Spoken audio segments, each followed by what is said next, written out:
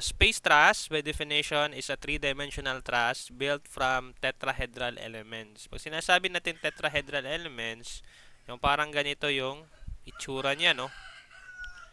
So, recall nyo lang yung solid mensuration ninyo na class. Okay? And is analyzed using the same methods as for the plane truss. Although we are dealing with three-dimensional no, space truss, no? But we can still use the methods of joints and methods of section in solving these in solving nung mga plane trusses natin, no? We can still apply it in our space truss here. Only that, yung joints na supposedly sa plane trusses is nakapin yun, dito sa space truss, ang assumption natin is that yung joint nito is naka-ball and socket connection. Diba? Pag may ball and socket connection, then meron tatlong reactions for that, no? Okay? But we will not be solving reactions, for example, in every joint. Because same thing with trusses, nung plane trusses, hindi naman natin kinukuha yung mga internal reactions doon sa pin. Okay? So, yan yung space truss. So, we'll now try to solve some problems involving space trusses, no? Okay, let's start with number 1. Determine the forces acting on the members of the space truss shown. Indicate whether the members are in tension or in compression. Okay, sorry. So, ito yung space truss natin, no? So, kukunin din natin yung mga forces in each member and we need to determine whether it is in tension or in compression. Okay? We can start. So, ano to class? Meron tayong reactions dito, no? May support dito, may support din dito, then may support dito sa point E. So, lahat yan naka-ball and socket joint. So, we can start actually sa point A, no? So, we can start at joint A. Okay, lagay natin ito at joint A. So, we can draw the free body diagram. Okay, you need also to observe na yung mga position ng ating X, Y, and Z, no? So, meaning to say, kapag nakaposition yung Z natin dito, meaning to say, pag ganito yung force, positive yan. Pag dito yung direction ng force natin for X, positive din yan. Pag dito yung direction ng force natin papuntang Y, ito positive din yan. Then, yung mga opposite nila, ito negative na to, ito negative din dito, then pababa, negative din. Tama ba? So, yan yung mga dapat natin bear in mind, no? So, punta tayo sa joint A class. Okay, so sa joint A, meron tayo dito. So, we can actually draw a arbitrary X, Y, and Z axis. Okay, let me just draw an arbitrary X, Y, and Z axis so that we will be tawag nito, will be guided. Okay, dito yung point A natin. Then, we have here a force, no? Papunta dito. So, that is force P, 4 kilonewton. Since that is opposite the direction ng Y natin, so that is negative 4J. Tama ba? Ito, negative 4J yan. So, other than that, we have here member. Ito na member. So, that is member. Ano to class? Member AC, no? AC yan. So, that is opposite the direction ng Z. So, that is negative ACK. Kuha ba? Hello? Sige, pagpalagay natin, F na lang. F, ACK para di tayo malito. Okay. Then, we also have itong member na to. Okay. Assuming tension lahat yan. So, meron tayo dito. Okay, meron tayo dito. So, ano to class? FAB, since that is going in this direction along Y, therefore that is positive. So, FABJ. And, lastly, itong naka-incline or parang, hindi naman sinasabing along Y lang lahat yan, ganyan.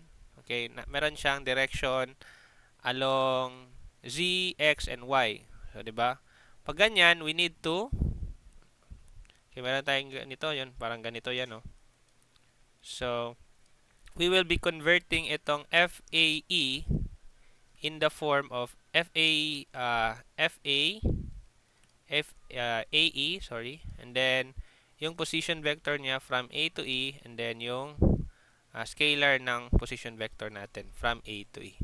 So, yan yung magiging tawag nito. Yan yung magiging mga forces natin at joint A. Let me just ano this one. Okay? So now we can sum up the forces at that point, no? But first we need to find this muna. So itong f of A yan. So ano to? So let us indicate muna ano yung position vector natin from A to E. Ito na part class. Ano yung position vector natin from A to E? A to E. Okay, 'di ba? Nagbaba tayo. Okay, papunta tayo doon, no? Along x, nagbaba tayo ng 2 or papunta tayo sa x, no? Ito 2. So that is basically 2i. And then along y, ito, we also move 2. Tama ba? So may positive 2j yan. And then along z, nagbaba tayo by how much? 2 din, no? So minus 2k. Okay. So ito yung magiging position vector natin, no? From 2 to A. From A to E. So therefore yung RAE natin pala all over yung RAE na scalar. So we have here 2i plus 2j minus 2k all over square root ng 2 square plus 2 square plus negative 2 square. Okay? Kunin natin yung magiging lambda natin or unit vector. So, unahin natin yung 2, then square root of 2 square. Multiply na lang tayo ng 3. Since pabalik-balik lang din yan, no? So, we have here 0.577. So, gamitin natin yan. 0.577i. So, similar lang sila dito sa j, which is 0.577 din. Then, dito sa k, similar lang din, pero negative 0.577. Okay, nakuha nyo ba, class? Do we have the same? Okay, sige. Now we now have our, okay, correct. We now have our unit vector, di ba? Ito unit vector to class, di ba? Lambda A to E. Okay, then we can now proceed to getting the vector form of our force A to E. So we have here force A to E pala natin will now be equal to F times E.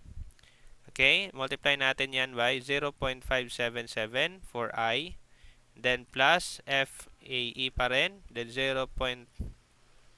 Or pwede din natin, unahin natin sulat yung 577. FAE, then I. Then dito din 0.577 FAE, then J. Then lastly 0.577 FAK. So yan na yung magiging force natin sa AE, no? Then we can now sum up. Sa joint A pa rin tayo, ha. We can now sum up the forces. Okay, we can sum up the forces. Equate that to 0. So, ano yung forces natin? We have force P, we have force FAC, we have force AB, we have force AE. So, i-add lang natin yan lahat, no? So, we have here negative 4J. That is for our P. And then, positive FABJ. Okay, positive FABJ. Then, ito, negative FACK. Negative FACK. And then, lastly, ito yon. So, plus, ito na lahat. So, copy ko na lang to, ha. Dito. So, that is equivalent sa, that must add up to 0. So now, what we can do is to use the coefficient method or by coefficient method. Meaning to say, we will be, by coefficient method. Okay, we will be grouping all that have the same, tawag nito, unit vectors. So let's start with I. So, ano yung may I dito, class? Anong may I dito? Ito. So, 0.577 FAE. I yan, no? So, di na natin i-copy yung I. Ano pa dito? Wala na, di ba? FAE lang, may I. Tama ba? Okay. Then, that would give us, anong value ng FAE dito? 0. So, therefore, FAE is equivalent sa 0 pala. No? So, that is 0 kilonewton or simply 0 lang yan, no? So, hindi tayo makasay na that is a compression or a tension because that is 0. So, yan, no? Then, next is yung J naman. Ano yung may J dito? We have here negative 4 plus FAB. Ano naman? Plus 0.577 FAE. And then, wala na. 0 na. Diba, yung FAE natin is 0. So, automatically dito magiging 0. So, therefore, we have our FAB equivalent pala sa positive 4. Since positive 4 yan, so that is positive 4 kilonewton. And that is tension. Okay. Correct, correct. And then lastly, for K, so ano yung may K dito? Negative FAC K. Then, ano pa? Ito din, negative 0.577 FAE. No? FAE. Then, that is equivalent sa 0. Wala ng K, no? Since yung FAE natin is 0 ulit, sa 0 to, so therefore, yung FAC pala, okay, wala na tong K ha. FAC pala is also equal to 0. So, wala pala yung sinusupport na force. So, ito na yung mga values natin ng FAE, FAB, at FAC. Which is actually correct, no? So, therefore, ito dito na part. So, kung i-draw natin to, let me just copy this one. Papunta sa baba. Okay, let me just copy this one. So, ito pala. Okay, ito pala. Ito lang may, ano no, ito lang FAB. Which is also equivalent sa kung ano tong force dito, 4 kilonewton. The rest, yung ito, no, FAC, tama ba? At saka yung FAE, sorry. Yung FAE tsaka FAB, FAC pala at saka FAE, ito, wala yung mga forces. Ito, wala yang. Zero yan. Or that is basically a, tawag nito, zero force member. Okay? Then, we can now proceed to joint A. Joint A, joint B. So, at joint B, tayo sa joint B, let me just draw a free body diagram. So, gawa tayo ulit ng arbitrary z-axis, y-axis, and x-axis. Ito. So, sa point B, meron tayong 2 kilonewtons. So, since that is going downward ng z-axis natin, so that is negative 2k. Tama ba? Negative 2k. And then, meron tayong 4 kilonewtons since that is tension. Therefore, papunta yan dito. Okay? Ito man yung na part. Diba? Tension yan. So, ito tension yan. Ito yan. 4 kilonewton. Okay? 4 kilonewton. So, we need to say this is 4 kilonewton. And then, that is going opposite the y. So, that is negative 4j. And then, we have this one, no? We have FBD. Since that is going in the downward direction ng z natin, so that is also negative. So, negative k yan. And then, ito, we have here this part. We have here FBC. Okay, we also need to find the, tawag nito, yung vector form niyan kasi meron na siyang involved na y and the z-axis. And lastly, ito.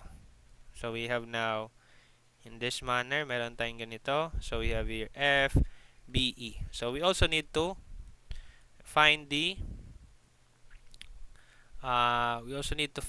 vector form of that kasi meron na siyang involved na x and z-axis. Okay? So, una, kunin muna natin yung mga vector form ng FBC natin. Okay? So, that is FBC. Then, we need also the position vector from B to C, no? And then, all over natin yan sa scalar ng position vector B to C. Okay? So, ano yung magiging sagot natin dito, class, for FBC, ano yung position vector natin from B to C? From B to C, ito. So 'di ba nag-move siya sa along X, wala siyang minove. So that is 0i, no? Along Y, nag-move siya opposite sa Y natin. So papunta dito. So ang minove niya is 2 meters. So that is negative 2j. Okay? That is negative 2j. And then nag-move din siya downward by 2 din, 2 meters, no? So that is negative 2k. So all over, okay, magiging negative 2 square plus negative 2 square. Okay? So therefore, yung position vector, yung ano pala natin, yung vector form ng FBC, so kunin natin yung calculator. So, eto times 2 lang tayo dito. Times 2. So that would become 0.707. Okay. Okay na tong 3 decimal places. So that means we have here negative 0.707, and that is FBC J, then minus same pa rin 0.707 FBC K. Okay? Yan na yung vector form ng FBC natin, and then we do the same for yung force natin B to E. Vector form niyan. Okay? That is FB to E, then position vector natin from B to E, and then all over the scalar ng B to E position. Okay? FB to E.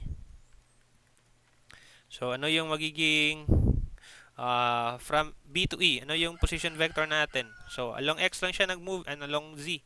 Walang along Y. Kasi, obviously, di ba, naka the same point lang yan sa Y. So, along X, nag-move siya papunta dito sa positive na side ng X. That is 2 meters din. So, ito magiging, okay, sorry. So, this is 2 meters or 2i, positive yan. Again, sa J, wala siyang move or along Y. So, 0J yan. And along Z naman, nag-move siya downwards by 2 din. Negative 2, sorry. Negative 2k. Then same thing lang yan dito, no? 2 square plus negative 2 square. So, meaning to say, we will be expecting the same din na coefficient value here. So, yung FBE pala natin na vector form will now be equal sa 0. Positive yan, 0.707 FBE, then I minus 0.707 FBEK naman. Okay, yan na yung magiging vector forms ng FBC at saka FBE natin. Then we can just sum up the forces along, okay, the forces at that point B, and then equate that to 0. Okay, summation of forces. So ano yung mga forces natin? So unahin natin tong negative 4J. Negative 4J, negative 2k, negative, itong isa, negative FBDK, and then itong FBC at saka FBE. Wala naman tayong na limutan, no, ng forces, no. So we have here, okay, hold on, minus 0.707 FBCJ, ito, tapos negative 0.707 FBCK, and lastly ito, plus 0.707 FBEI, and then minus 0.707 FBEK. Equate that to 0. Okay? Then same thing din, we can use the bi-coefficient method to solve for the values of the unknowns. Okay, let's start with I. Ano ba dito may I? Ito, 0.707 FBC. Sorry. Ay, J pala yan, no? Ano pala dito may I? Ito lang pala, no? 0.707 FBE I. And then equate that to 0. So, in other words, yung FBE pala natin is equivalent sa ano class? FBE is equivalent sa 0 din. No? 0 din, no? So, 0 din to. Okay. That's correct. Tingnan ko lang yung solution manual. Okay. Then, J naman. So, J na tayo. Negative 4. Tapos, 0.707 FBC. Then, ano pa may J dito? Wala na, no? Equate that to 0. Wala nang J dito. I kasi to. Okay, FBE natin, I. And then, we can now get the value of FBC. That is basically positive 4 over, okay, negative 4. Bali, transpose natin to sa kabila. 0.707. That is 5.658. 5.658. Since that is negative, tama ba? Negative to. Tama? Negative yan. So, therefore, kilonewton. So, therefore, FBC pala natin is 5.658 kilonewton and that is compression. Okay, yan yung magiging sagot natin for FBC. And lastly, dito na lang tayo. For K naman, okay, ano yung may K dito? Negative 2, negative FBD, ito. Tapos, meron tayong negative 0.70 FBC, and then, ito, negative 0.707 FBE. Equate that to 0. So, yung FBE natin, since that is 0, automatic this is 0. FBC natin, nakuha na natin yan, negative 2 minus FBD minus 0.707. That is, FBC natin is 5.658. That is equivalent sa 0. Okay? Since that is compression pala, so we need to carry the sign. Negative yan. 0. So, transpose natin to sa kabila. Magiging FBD. Unahin natin to. So, we have here negative 2. Negative times negative, magiging positive 0.707. 5.658. Actually, ito, 0.07 times this one, magiging 4 lang yan. So, negative 2 plus 4 is basically magiging 2 lang yan. Okay. Kilonewton. That is positive, kaya tension. Okay? Kuha ba? Okay, yan yung sagot natin dyan. So, therefore, we now have our... So, itong FB, ano lang yung may force dyan? FBC at saka FBD. FBC. Try natin, ha. Yung FBC, yung FBD ay is 2 kilonewtons tension. So, correct to. Tension to, class. Ito, tension 2. Then, yung tawag nito, FBC, 5 point FBC. Ito yan. So, meron tayong dito na force, tsaka papunta dito since that is tension. So, that is 5.658. Okay, yan lang yon. Itong FBE, wala yan force, no? So, ano lang yung walang force dito? Ito, walang force. Ito, walang force. Ito, walang force. Okay? So, kapag wala tong forces class, okay, dito sa point C, joint C, okay, tingnan natin ha, joint C. So, meron tayo dito, no? And then, dito din. Since wala tong force, okay, since wala yung force, okay, point C, meron tayong point E. Ito. Since wala tong force, 0 na yan, no? Basically, okay, tama. Meron tayong FC dito. Okay, and then we have here, meron pa tayo dito, no? Ito. This is 5.658. Okay? FCE, ito. FDC, ito. Tsaka FDE, ito. So, napansin nyo, class, okay. So, napansin nyo, itong CD, DE, at saka CE. Okay, you will realize later that they also will not support anything. Okay, so, prove natin yan, ha. So, punta tayo sa, also, I think we can, okay, sorry, wala. Wala, mayroon yun. Ito, ha. Okay, wala naman tayo. Okay, we can start with joint C. Kasi, kapag meron tayong 2 kilonewtons ito, kasi tingnan nyo class ha, itong 2 kilonewtons dito pababa, no? And then that will be counteracted by Sorry, 2 kilonewton. Tama man. Okay, by this one, no? So, tension din yan. So, that was equivalent na sa 4 dito. So, the remaining, wala yang ano, wala yang i-support. Sige, prove natin yan, no? So, point C tayo. Okay, sa point C, okay, joint C pala. Or, pwede tayo mag-start sa joint D. Joint D na lang tayo. At joint D,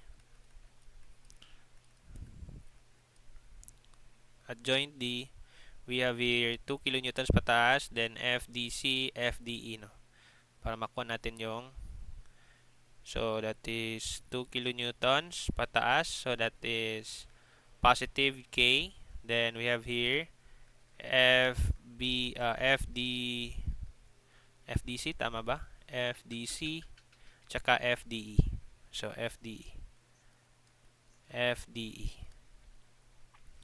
Now, yung FDE natin, okay, gawin natin yung vector form. So, since papunta yan siya sa, along lang yan siya sa X, no? So, that is FDE X or I. And then, yung FDC natin, since along Y lang din yan, okay, so that is negative papuntang Y. So, that is negative FDCJ. Okay, tama ba? So, ito pala FDEI. Positive yan, no? Tingnan nyo, class. Kung isa-sum up natin yung mga forces dito, equate that to 0, we have here 2 kilonewtons or 2K minus FDCJ. Okay, FDCJ plus FDEI equate to 0. So, mag-start tayo sa I. Okay, isa lang yung I dyan, no? FDE lang. Equate that to 0. So, magiging 0 na automatic yung FDE. Punta tayo sa J. Isa lang din yung J dyan. FDC lang. Equate that to 0. Magiging 0 lang yung FDC. No? Punta tayo sa K. K is equivalent lang din sa 0 lang dyan. Yung parang wala siyang ano dito. So, 2 lang man ito. Okay? So, 2 lang yan dyan. Now, since ito, wala na siyang ano dito, then, therefore, we can also say, kung ano tayo dito sa point E, since wala ito, then wala ito, wala din ito sa ibaba, so malamang ito, wala din. Kasi wala yung sinusuportahan. Okay? So, therefore, yung FCE din natin will be equal to 0. Okay? By inspection, yung FCE din natin will be equal to 0. So, ito na yung mga sagot natin. Okay, FDE, FDC at saka FCE will have no support or will not carry any loads.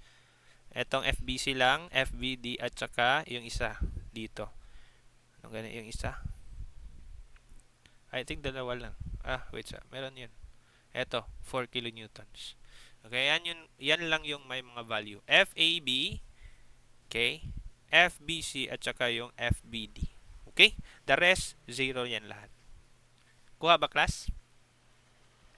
Will you able to solve did you able to tawag nito? Were you able to follow, no?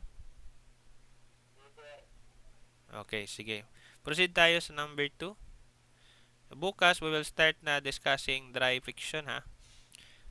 So, ano ko lang to, additional ko lang tong space truss. Although, hindi naman siguro to kasali sa exam, no? Pero, additional na lang ito na knowledge. Kasi, dapat included din ito, no? So, para iwas ano ba. Okay, so, for number 2, determine the force in the members AB. Ito na member. Okay. Ito na member. Ito na member din, AC. And then, FAB. Ito lang, tatlo. So, actually, we can just like sum up, take, no, joint A. Yan lang yun. Joint A lang to. At joint A lang, makukuha na natin tong tatlo. Okay, at joint A, we have here, ito na part, which is obviously 600K. Okay. Then, gawa tayo una din ng arbitrary y-axis. Then, we have here the x-axis. So, pansinin nyo yung direction ng mga axis natin, and the z-axis. Or, saan nalagay yung letters. So, most likely, dyan din yung magiging positive ang direction. So, Etong, ito yung joint A ha. Joint A tayo. Okay. Now, we have this force din, papunta dun. Okay. Pansinin nyo yung FAB at saka yung FAC, papunta dito. They have the same lang na magnitude, no? Kasi opposite yan, pero symmetrical yan sila kasi 1.5 din 1.5. So, ito yung Y natin. So, una, kunin muna natin yung vector form ng FAB at saka FAC natin, no? So, FAB, okay? And then, we have here, position vector from A to B. Okay, nag-move tayo along X, no? Ito, along X. That is 1.5. Positive yan kasi pupunta dito sa, ano natin, positive 1.5i. And then, along Y, nagbaba tayo or nag-move tayo opposite the Y. So, that is negative 8j. And along Z, wala tayong minove along Z. So, that is 0k. Okay? So, dito sa ilalim, we have here 1.5 square plus negative 8 square. Okay? So, pakikuha doon ng vector form natin dito, class. Sige daw. 1.5 over 1.5 square plus 8 square. That would give us 0.184. Tama ba?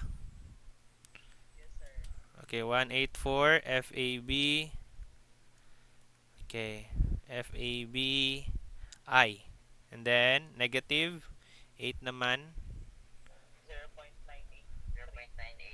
Okay, 983. Negative 0.983 FAB J. Okay, so okay, wala yan ha. Then, since sabi ko symmetrical lang yan, pero opposite direction, magiging same lang yung value, only that yung F dito sa I, negative lang din yan, no? So, meaning to say, yung FAC pala natin, na vector form, is basically equal lang sa negative 0.184 FAC I minus 0.983 FACJ. Okay? Now, we can now sum up the forces lang. Summation of forces at that joint equal to 0. Meron tayong negative 600 K.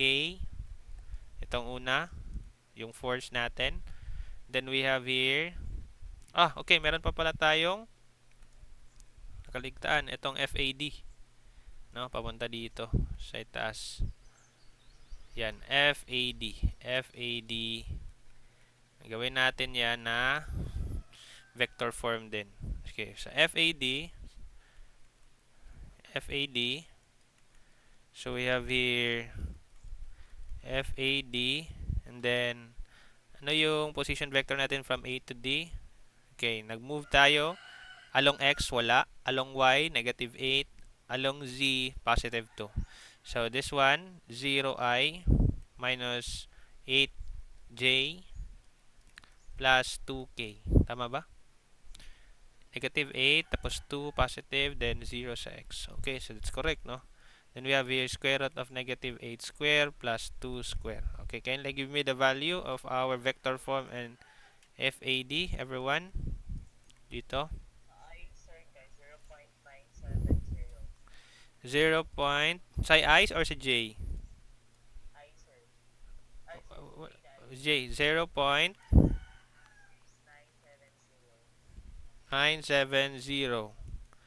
Tama ba? FAD J. How about this one sa K natin? 243 FAD K. So, ito na yung magiging force natin, no? So, we have here, dito na sa ibaba siguro. Okay, dito na lang tayo sa ibaba. Summation of forces equal to 0 at point A tayo, ha? At joint A pala.